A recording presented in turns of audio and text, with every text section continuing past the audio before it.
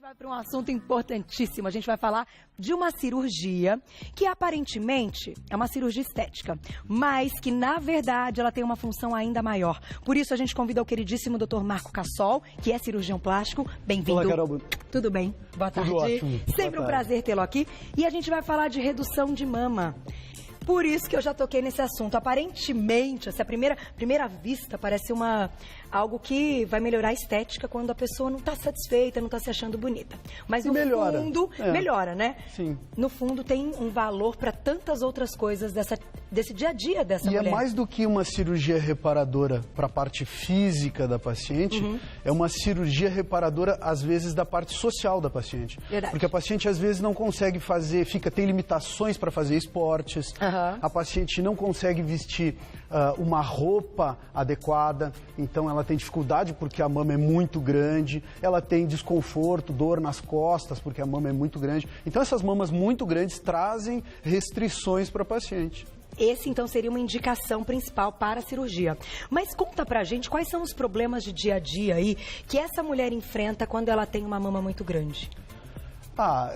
As mamas grandes, né? A mama, acho que isso é importante a gente falar, a mama é uma coisa muito... que mexe muito com o emocional das mulheres, né? Talvez seja o órgão sexual externo das mulheres. Então, mexer na mama, qualquer coisa referente à mama da mulher, é uma coisa que mexe emocionalmente muito com a mulher.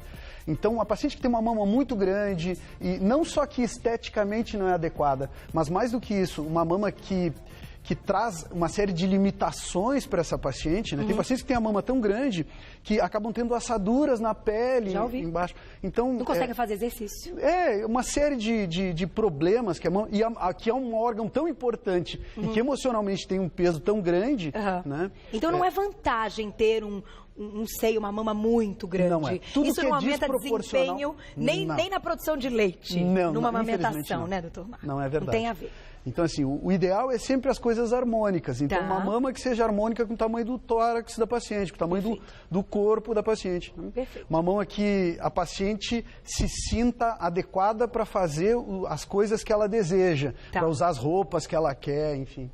Vamos falar um pouquinho, então, dessa cirurgia, já que a gente entendeu a indicação, e lembrar que não é uma questão só de estética. Eu acho que muda muito nessa condição até de qualidade de vida para essa paciente depois da cirurgia. Por isso a gente achou tão importante retomar o assunto e falar sobre isso. Vamos colocar um ilustra que a gente tem que mostra um pouquinho da cirurgia pra gente? Claro. Vamos lá. O doutor vai mostrando, então, vai dizendo. Isso é uma mama bem grande, né? Tá. Provavelmente é um paciente que já amamentou, né? A gente retira uma parte de pele, o excesso de pele dessa mama, né? A gente reposiciona a areola, né? O complexo areolo-mamilar, a papila aqui, a gente vai reposicionar no lugar mais adequado, né? E a gente, muitas vezes nessa mesma paciente, esse modelo não tem, mas às vezes a paciente tem aquela gordurinha lateral aqui. Então a gente precisa fazer uma lipoaspiração complementar, na mesma cirurgia da mama. Certo. Né? Então reposicionar a areola, essa aqui é a cicatriz da mama grande, que é normalmente uma cicatriz em âncora ou em T invertido, né?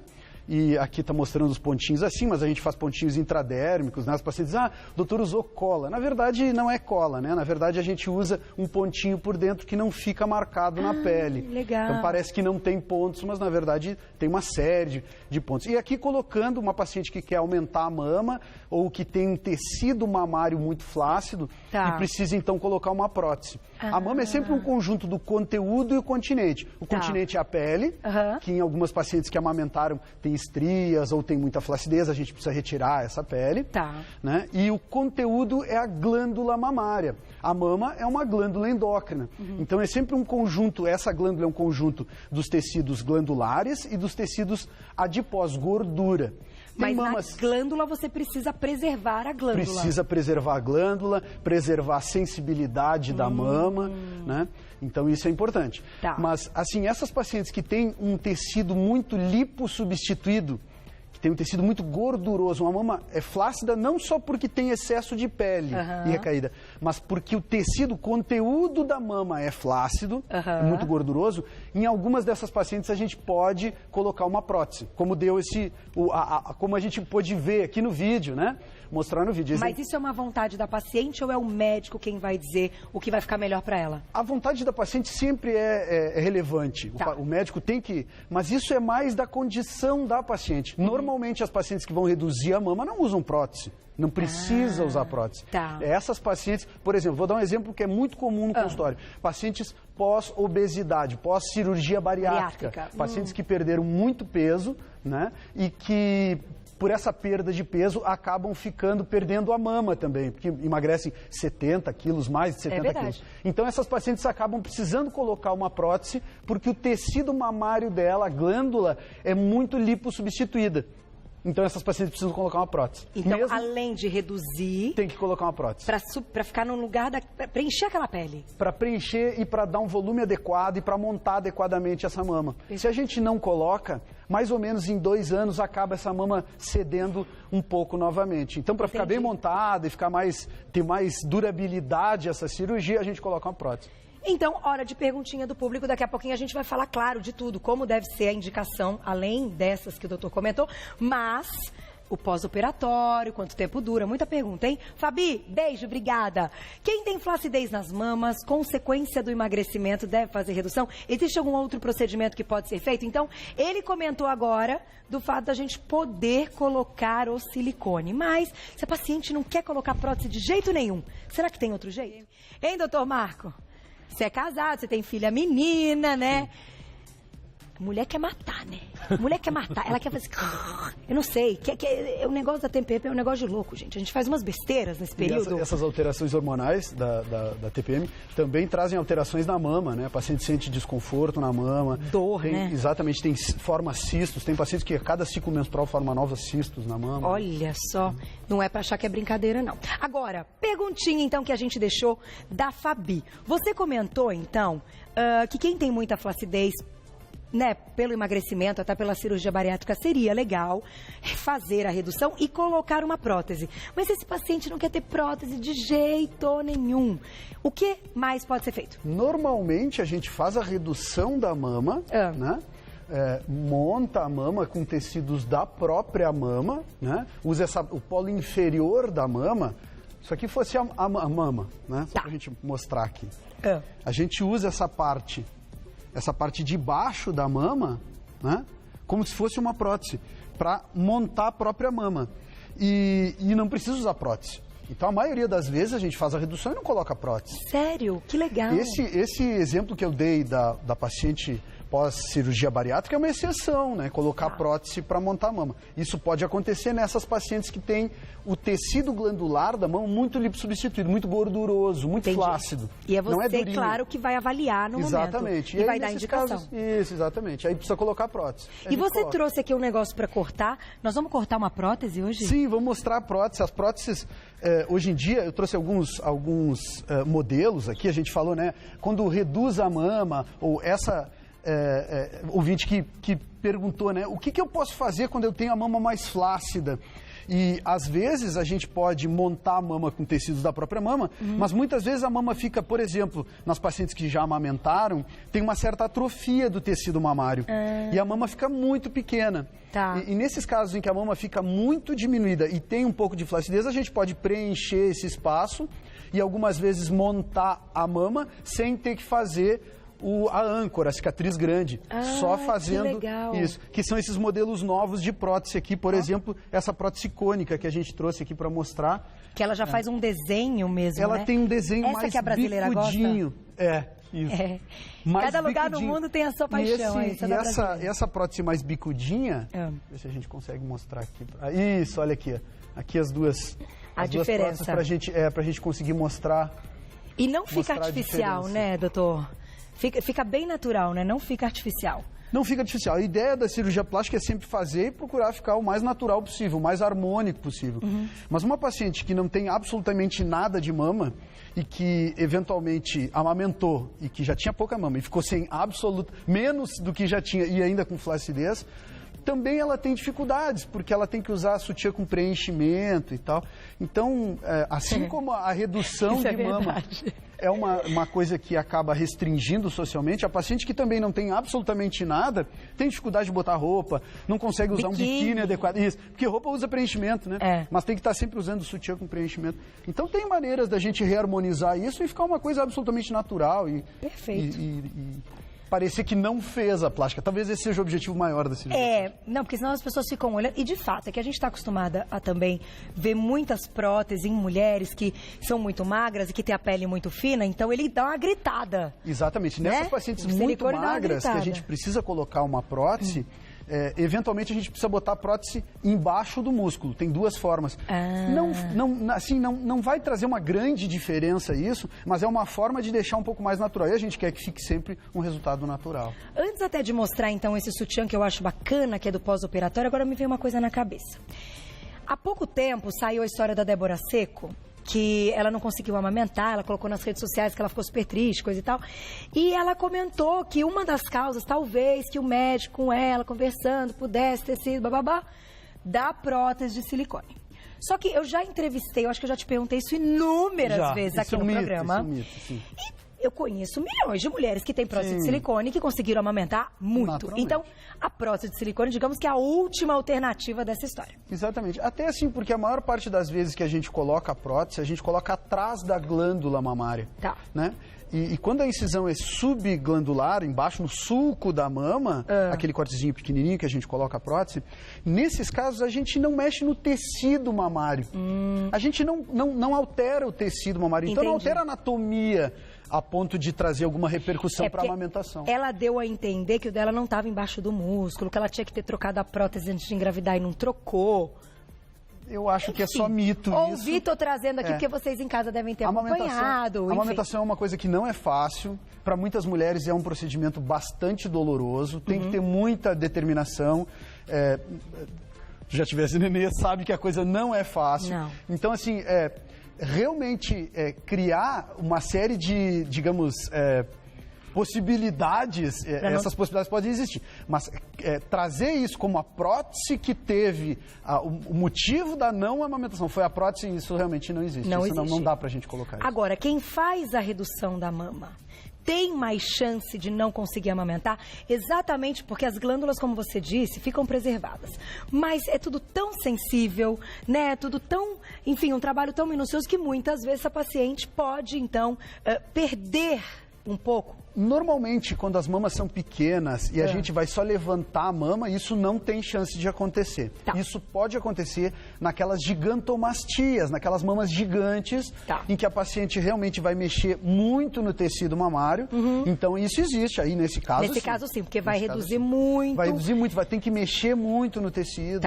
Então, a mama vai ficar, sei lá, com menos da metade do tamanho que ela era antes. Entendi. Então, assim, nesses casos, em mamas muito grandes, isso pode acontecer, dependendo da técnica que é feita na cirurgia. Então é legal conversar com o médico. Agora, a sensibilidade é sempre mantida, né, doutor? A sensibilidade pode ter alteração também. Pode demorar para voltar? Pode demorar para... Normalmente em 4 meses volta, nesses casos em que altera a sensibilidade, mas tem pacientes que levam mais tempo. E tem pacientes que mesmo fazendo mamas menores, né, podem ter alteração na sensibilidade. Isso é uma outra coisa. A amamentação, eu acho que é uma coisa mito. Agora, a sensibilidade não é mito. Isso pode acontecer. Normalmente, a sensibilidade volta completamente. A paciente consegue, nos casos em que vai amamentar, voltar a amamentar normalmente, com a sensibilidade normal e o estímulo erótico normal da mama. Mas pode acontecer casos em que ocorre alteração da sensibilidade. Tá aí, então, muito bem explicado antes de tomar essa decisão.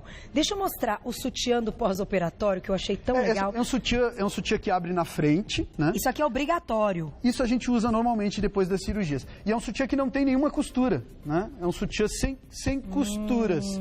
Olha lá. É um sutiã sem nenhuma costura. Então, é um sutiã especial para pós-operatório de cirurgia plástica, né?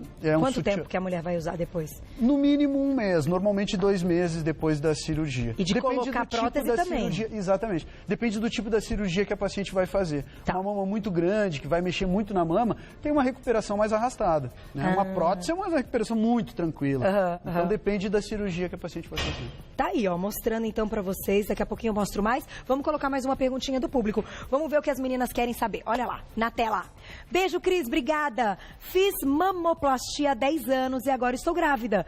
Então, acabamos de responder. Vamos selecionar outra? Existe, né? É o que você falou. Existe. Existe. Isso é muito mais da dificuldade da mulher do que da própria... Do próprio problema morfológico da mama em si, anatômico da mama. E, bom, depois a gente vai contar o que essa mulher pode fazer, se é que tem algum recurso, o Dr. Marco Cassol vai dizer. Isabela, ai que linda foto, um beijo. A cirurgia pode ser feita em pacientes que estão obesas ou é recomendado emagrecer primeiro? Quais os primeiros riscos desse procedimento, os principais riscos deste procedimento? Excelente pergunta. Tem que perder peso? Normalmente, quando a paciente está muito obesa, né, e ela vem no consultório e diz, doutor, eu ganhei nenê, ganhei muito peso na gestação e não consigo perder o peso agora. Tá. Então, a gente, até assim como uma forma de estímulo para a paciente, né, a paciente emagrece um pouquinho, opera a mama, e depois ela vai fazer as outras cirurgias, fazer o abdômen, emagrecendo mais, e aí emagrecendo tudo que precisa emagrecer para fazer a lipoaspiração. Né? É o ideal. Então, isso é o ideal. O ideal é sempre quando consegue emagrecer é melhor, mas a mama é a cirurgia que, como a glândula mamária, mesmo quando a paciente emagrece, permanece aumentada, né? Então a gente tem autorização para fazer com a paciente um pouquinho acima do peso. Diferente, eu acho, que da lipoaspiração, que a paciente tem que estar no peso ideal para ser um Senão não adianta, melhor. né? Senão tira uma gordura que poderia ser perdida fazendo uma dieta, né? Melhorando... Só para exemplificar, assim, Carol, para dizer o quanto é relevante, o quanto o resultado muda. Por exemplo, uma paciente que tira 1 litro de lipoaspirado numa lipoaspiração e está um pouquinho acima do peso, tira mais ou menos 1 milhão de células. Tá. E a paciente, quando ela consegue emagrecer e tira 1 litro, a mesma quantidade de gordura, ela chega a tirar 5 milhões de células. Estou criando um caso hipotético aqui, mas só para dizer que a célula chega a ficar 20 vezes o tamanho quando ela está gordinha. Inflamada. E quando ela emagrece, ela diminui a célula fica viva, prontinha para encher novamente. Entendi. Mas esse é o momento da gente tirar a célula, aspirar a célula. A gente aspira um número maior de células com o mesmo volume. E a chance de voltar é bem menor. Bem menor e o resultado fica muito melhor, a recuperação é melhor. A pessoa também já vai ter aprendido a fazer a dieta, já vai conseguir conviver para manter o resultado da lipo, E a cirurgia plástica vai motivar essa paciente a se olhar no espelho e dizer, vamos manter assim porque está muito bom, eu quero manter. Então, olha que legal, esse é isso mesmo. Um fator motivador. Muito bom. Agora, eu vou deixar uma perguntinha então para você, que é o seguinte... Para as mulheres, assim como... esqueci o nome dela, Cris, eu acho, que a gente colocou agora há pouco, que fez a mamoplastia, é esse o nome, né? Há anos e ainda não tiveram filhos, vão ter futuramente, ela no caso está grávida. Existe algum recurso que pode ser feito para de repente garantir que ela possa amamentar? Dr. Marco Cassol deixou uma pergunta importantíssima para você, que pode muitas vezes... até ser aí uma luz no fim do túnel de muitas mulheres que estão assistindo a nossa pauta. Existe algum recurso que pode garantir que essa mulher consiga amamentar? Garantir não existe, né, Carol?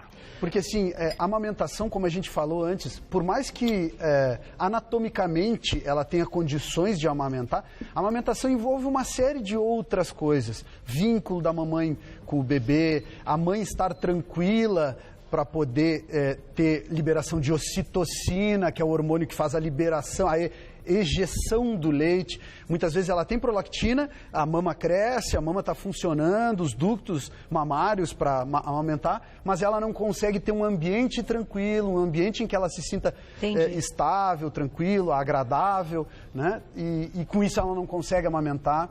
Então, tem outras coisas envolvidas que não só a parte anatômica. Por isso que talvez seja tão difícil, não seja tão natural as mulheres amamentarem. Entendi. Né? E por isso a gente não pode dar essa garantia. Tem alguma coisa que pode fazer que dá a garantia? Infelizmente não. Mas tem como reverter algo de uma cirurgia feita há 10 anos, né? Quando ela não tinha filho, que ela reduziu essa mama, que possa melhorar? Olha, a paciente pode fazer uma consulta com o médico, pode fazer exames, né, ultrassom, ressonância, para ver o que foi feito na cirurgia, né? Mas normalmente as modernas cirurgias plásticas redutoras, né, conseguem preservar completamente a anatomia. Então, normalmente, se essa cirurgia foi realizada com uma técnica adequada, está preservada a função de lactação da mama. Legal, muito bom saber disso. Tem que trabalhar com as outras coisas que são mais difíceis. Eu acho que ela vai descobrir, então, agora, só depois que o bebê nascer. Não tem como descobrir antes.